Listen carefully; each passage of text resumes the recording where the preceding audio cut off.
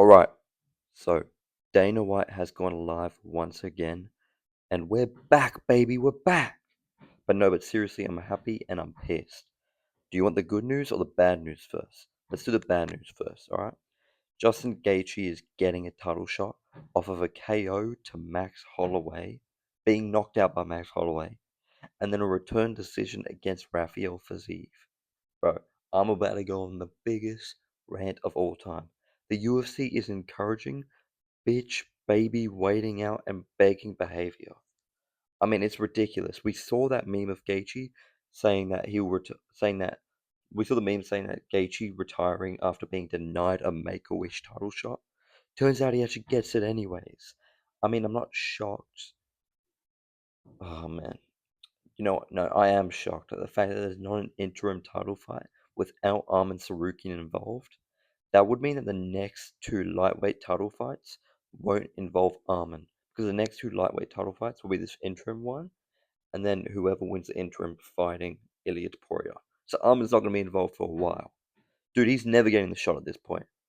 Dana must hate him. That's some bullshit right there. Guys, we know Gaethje ain't a high enough level to be fighting for a title. Screw this matchup.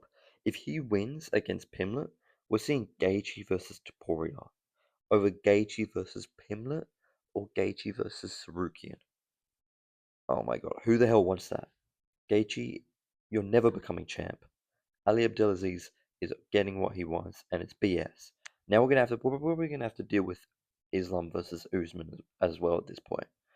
So yeah, look, I'm semi happy that Paddy is fighting for the interim. Pissed that Gaethje is. And I don't love this as a headliner. Honestly, even if it was Arman versus Paddy, it's still not a proper title fight. And interims are a joke. Because say Gaethje wins this, he's still not as deserving as Arman, even if he beats Paddy. So I don't know, it feels like a weak excuse to have another title fight on this card, and I don't love it. So yeah, I mean, look, they clearly needed something else on this card, sorry, and they just wrapped this together near the end. It felt pretty weak, but look, yeah, I'm not happy about it. Like that Paddy's coming in. Don't love that Gaethje's coming in. But let's check out the rest of the card. Harrison versus Nunes. I don't care. Yeah, let's just move on. Uh, O'Malley versus Song Yadong, and and Umar Magomedov versus Davison Figueiredo are two bangers to move on the bantamweight division along. I think the Umar fight isn't even on the main card, so that just goes to show how much they've stacked this card up. But yeah, I like both of those fights. Cortez Acosta is speed running himself to a title shot if he beats Derek Lewis, so I don't mind that fight either. Allen versus Silva is a pretty good fight. Silva needs to shave that shit off, bro. That hairline is bad. He needs to go back to shaving it off. But that's a good fight. I mean, don't get me wrong, yes it's stacked. But I mean Silva's coming back pretty early after just being KO'd brutally by Lopes. I mean I feel like that fight went pretty under the radar. Everyone was talking about how Silva would be this like top level dog in the division, and then out of nowhere, bro, Lopes just ran through him. I mean, we'll get to what Lopes is doing next. But yeah, Lopes ran through Silva, and that was only in September. That will be, what, 4 months? Not even, really. Yeah, about 4 months from the last time he fought. That's a bit of a rough one. 4 months turnaround after getting knocked out that hard. I don't know. Maybe he'll be fine. Oliveira was fine. Maybe it's in the Brazilian DNA that they can get knocked out, come back, and be fine.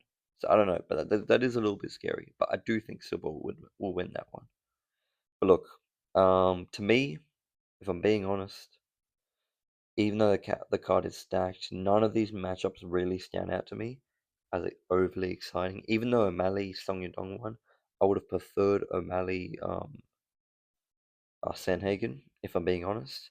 But look, it's still a pretty good card. I'll be honest, it's still stacked. But to me, I'm not overly excited for it.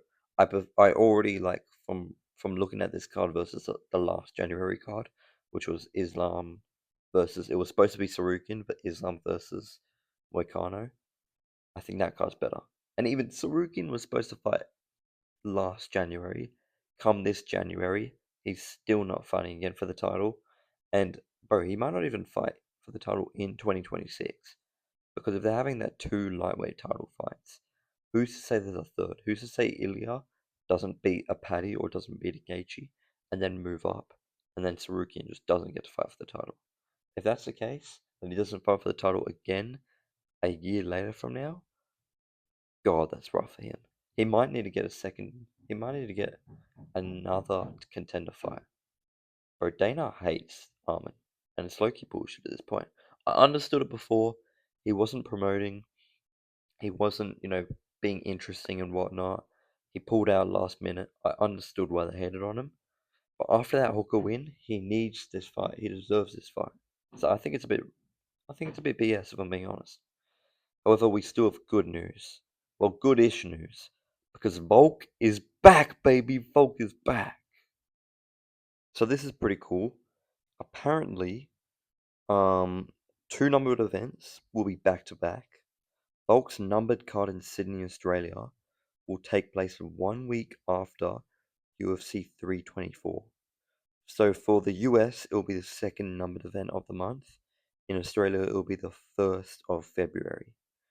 So 1 week back-to-back pay-per-views. I don't remember the last time that we got back-to-back pay-per-views 1 week apart.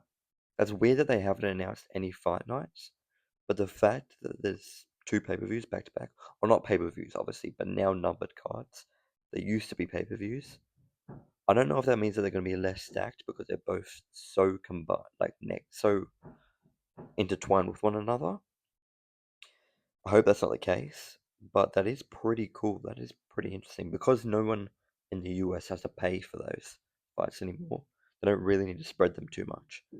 So look, that's pretty interesting. But again, it's against Lopes, which is a weird one because Lopes is on another one fight winning streak. I don't know why we keep giving these guys with very recent losses title fights, but whatever. I loved that first fight. I don't think Lopes has done enough though, and I don't think it was a close enough fight to warrant the rematch. But hey, it's obviously UFC think Lopes is a star, and they're gonna try and push Volk out with Lopes.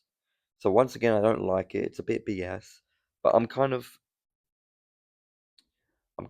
two minds with it because on one hand, very similar to the Gaethje thing, but it's a bit different because they're both on one fight win streaks, both Lopes and Gaethje. But Gaethje's last fight was boring, and he's had a billion title shots. Lopes's last fight was a banger. He knocked the guy out, which Gaethje didn't do, and he's only ever had one title shot before. So I don't love that he's getting the title shot. I think it should have been Murphy. It definitely should have been Murphy after that one KO. I expected that's what it was going to be. But after Murphy came out and said that he might be moving to lightweight because there's no fights at featherweight, that confused me, and I was like, okay, what the hell was actually going on? It probably is going to be Lopes at this point. So it's kind of shocked to me, but it's clear what the UFC's plan is. They want Volk to retire, hopefully, and they want Lopes to have the belt. And look, I don't love it. It kind of ruins Lopes's chance of ever getting the belt again if he loses to Volk twice in a row. I think you need to give him time to develop as a fighter before putting him back in there with Volk. It's not been long enough. Obviously, if Volk retires after this one, which he most likely will, because it is, in Sydney, in his home turf, he'll probably, take this opportunity to finish up. Look, I don't love this. I don't love this for Volk's legacy, fighting Lopes twice back to back. Obviously, after that Silva win, I mean, he did amazing against Silva. That was domination purely. Silva tried to come back and then he KO'd him. It was beautiful. So after that, I'm a little bit, I'm excited for the rematch. Again, the first fight was a banger. I think Lopes could do better this time round. I think Volk could also do better this time round though. So I don't know how the fight will go. But either way, I don't love it. But I love it a lot more than Paddy versus Gaethje. So two fights I don't love. I would have changed them up. I'm not exactly super hyped after this. I'm a bit disappointed for the Paramount stuff, but I don't know. We'll see. Hopefully they stack the rest of the Sydney card. This is a great start, but we know how the undercards of these events tend to be ass. So hopefully you know, let's hope for the best for the Sydney card. Because the last one wasn't very good at all. So let's hope this one's better. But yeah, what do you guys think? Let me know in the comments if you like these events. Let me know in the comments if you like these matchups. And yeah, I'll catch you guys all later. Hopefully with predictions for these fights coming up. Thank you. Bye bye.